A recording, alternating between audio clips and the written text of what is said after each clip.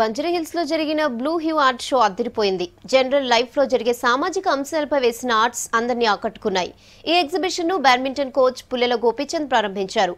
Oil, కాలిగ్రాఫ్, pencil painting special గా ఉన్నాయన్నారు గోపీచంద్.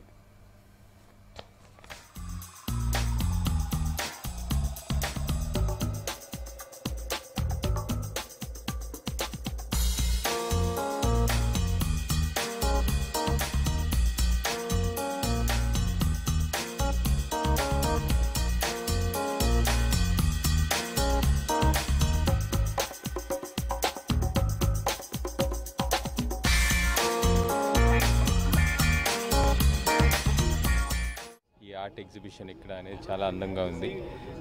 నాకు ఆర్ట్ గురించి పెద్ద ఎక్కువ నాలెడ్జ్ లేకపోయినా కూడా నాలాంటి వాళ్ళు కూడా ఇది ఎంజాయ్ చేసే అంత బాగా ఉంది.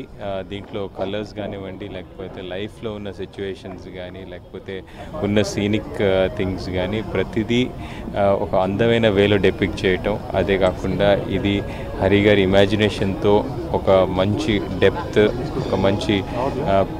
ఒక మంచి డెప్త్, ఒక ప్లెజర్ ఉన్న పెయింటింగ్స్ చేయటం అనేది ఇట్స్ రియలీ వండర్ఫుల్.